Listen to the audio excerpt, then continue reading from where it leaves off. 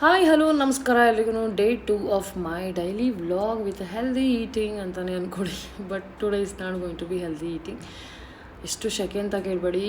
Pune Maharashtra is highest almost ಹೋಗುತ್ತೆ ಇದು ಇವಾಗ 45-50 ಈ ಥರನೂ ಹೋಗುತ್ತೆ.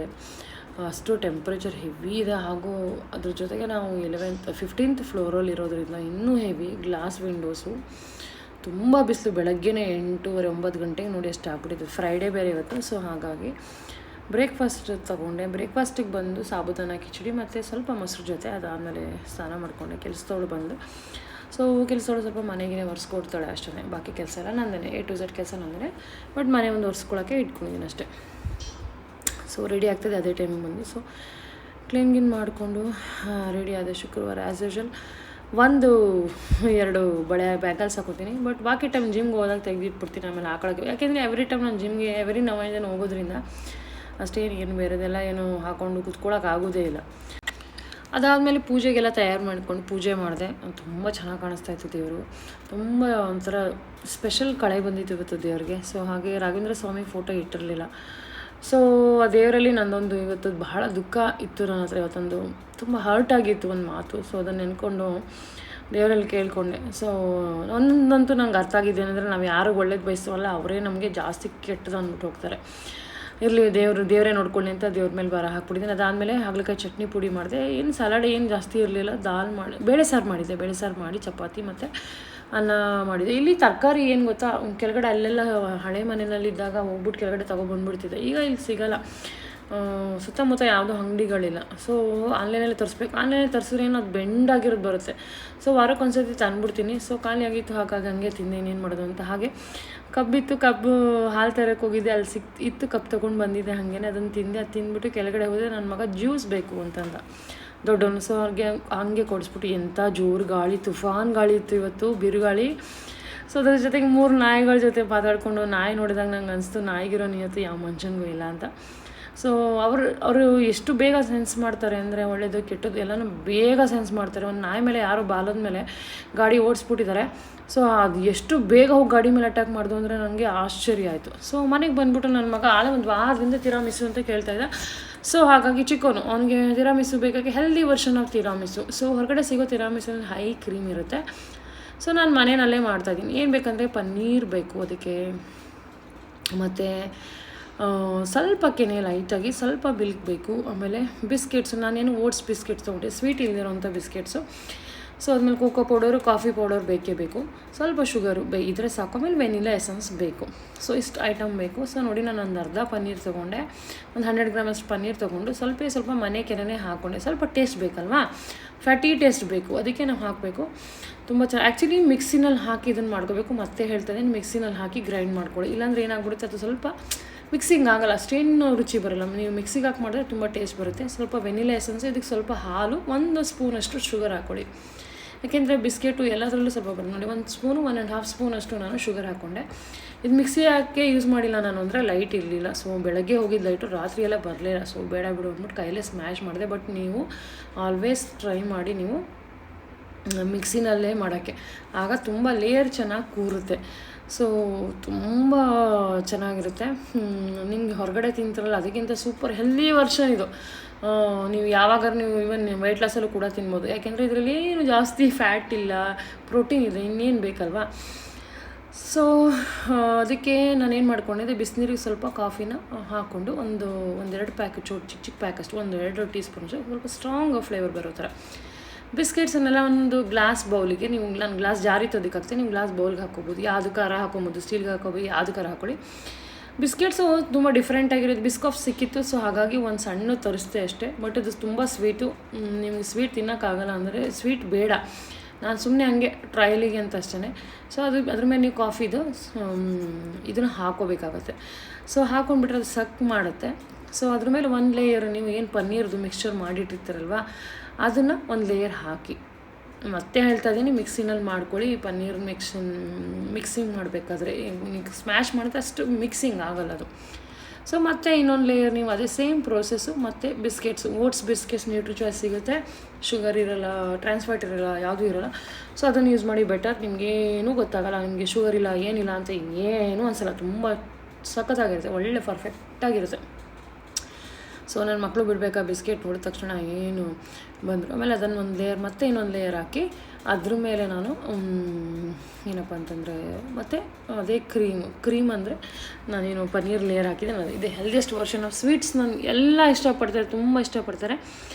ಸೊ ತುಂಬ ಸಲ ಹೇಳಿದ್ದೆ ಕೂಡ, ನೀವು ಕೇಳಿದರೆ ರೆಸಿಪಿ, ಹಾಗಾಗಿ ರೆಸಿಪಿನೂ ಕೂಡ ಕೊಡ್ತಾಯಿದ್ದೀನಿ. ಮತ್ತು ಇನ್ನೊಂದು ಲೇಯರಷ್ಟು ಅದಕ್ಕೆ ಇದು ಹಾಕಿ ಕಾಫಿ ಹಾಕ್ಬಿಟ್ಟು ಮತ್ತೆ ಸೇಮ್ ಪ್ರೋಸೆಸ್ ನಿಮ್ಮ ಹತ್ರ ಎಷ್ಟಿದೆ ಅಷ್ಟು ನೀವು ಹಾಕ್ಕೊಂಡು, ಸ್ವಲ್ಪ ಕಮ್ಮಿ ಹಾಕ್ಕೊಂಬಿಟ್ಟಿದ್ದೀನಿ ಪನ್ನೀರ್. ಇನ್ನೊಂದು ಸ್ವಲ್ಪ ಹಾಕ್ಕೊಬೋದು ನೀವು, ಸಾಕು ಒಂದೊಂದು ಟೈಮ್ ತಿನ್ನೋಕ್ಕೆ ಇದಿಷ್ಟೇ ಸಾಕು. ಇದಕ್ಕಿಂತ ಜಾಸ್ತಿ ಏನು ಬೇಕಿಲ್ಲ. ನಿಮ್ಗೆ ತುಂಬ ಜಾಸ್ತಿ ತಿನ್ನಬೇಕು ಅಂದರೆ ಒಂದು ಫುಲ್ ಪನ್ನೀರ್ ಹಾಕಬೇಕಾಗುತ್ತೆ ಅಷ್ಟೇ, ಇನ್ನೇನಿಲ್ಲ.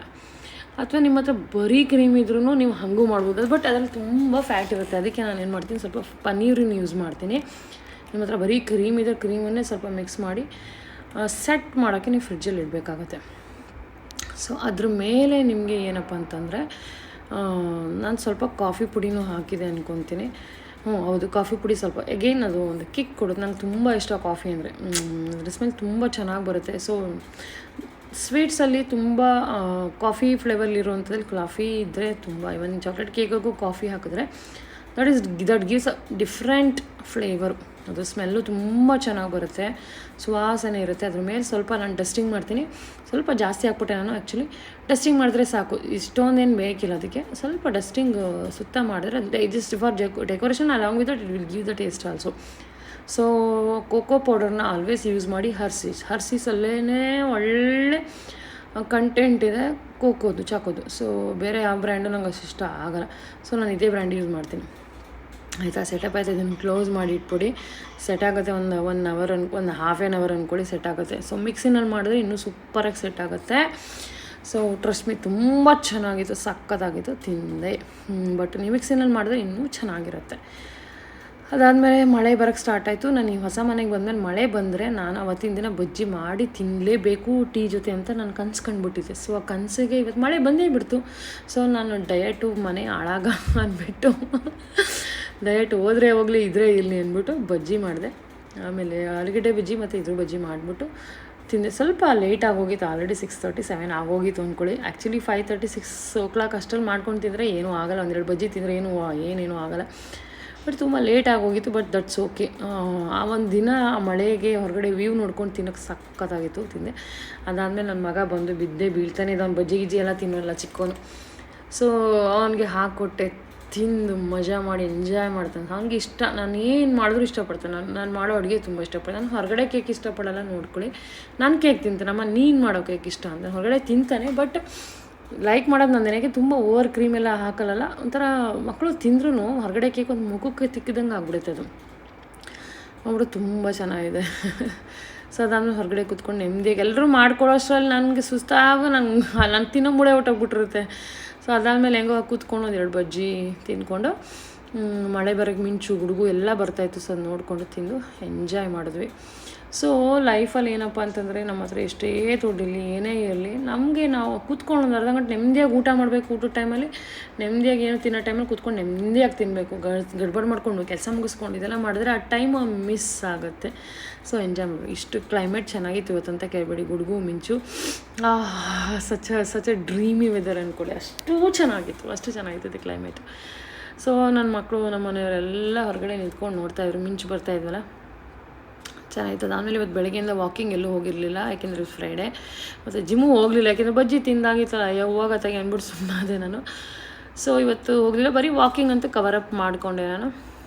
ಮಾಡ್ಕೊಂಡು ನಾಳೆ ಬೆಳಗ್ಗೆ ಸ್ವಿಮ್ಮಿಂಗ್ ಹೋಗೋದಿದ್ದೇ ಇದೆ, ಇನ್ನೇನು ಹೋಗ್ಬಿಡು ಅಂದ್ಬಿಟ್ಟು. ಸೊ ಹೋಗ್ತೀನಿ. ನನಗೆ ವೀಕ್ಲಿ 2 days ಸ್ವಿಮ್ಮಿಂಗ್ ಹೋಗ್ತೀನಿ, ಬಾಕಿ ದಿನ ಜಿಮ್ಮು ಮತ್ತು ಯೋಗ ಇದ್ದೇ ಇರುತ್ತೆ. ಯೂಶ್ವಲಿ ವಾಕಿಂಗ್ ಇದ್ದೇ ಇರುತ್ತೆ. ಸೊ ದಟ್ಸ್ ಮನೆಯಲ್ಲೂ ಎಲ್ಲ ಸೆಟಪ್ಪು ಸಾಮಾನು ಹೊಸ ಮನೆ ಆಗಿರೋದ್ರಿಂದ ಅಲ್ಲಿಂದ ಅಲ್ಲಿಗೆ ಅಥವಾ ಆ ಸಾಮಾನು ಹಾಕೋಕ್ಕೆ ಇವ್ರು ಬಂದಿರ್ತಾರೆ. ಈ ಸಾಮಾನು ಮತ್ತು ಡಬಲ್ ಕೆಲಸಗಳು, ಒಂದೊಂದ್ಸಲ ಬಾತ್ರೂಮ್ ಸೆಟಪ್ ಆಗಬೇಕಾದ್ರೆ ಬಾತ್ರೂಮ್ 2-3 ದಿನದಿಂದ ತೊಳಿತಾನೇ ಇದ್ದೀನಿ.